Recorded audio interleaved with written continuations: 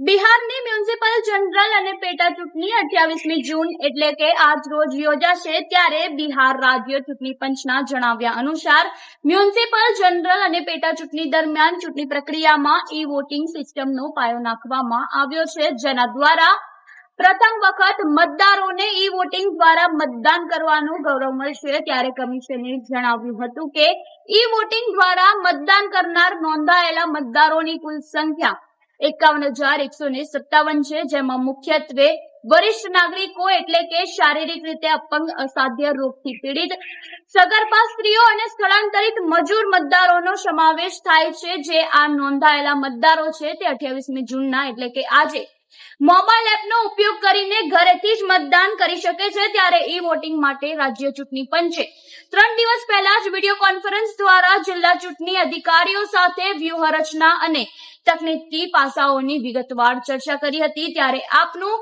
આ ઈ વોટિંગ અંગે શું કહેવું છે અમને કમેન્ટ બોક્સમાં આપના મંતવ્યો જરૂરથી જણાવજો અને આવા વધુ અપડેટ માટે જોડાયેલા રહો નવજીવન ન્યૂઝ સાથે।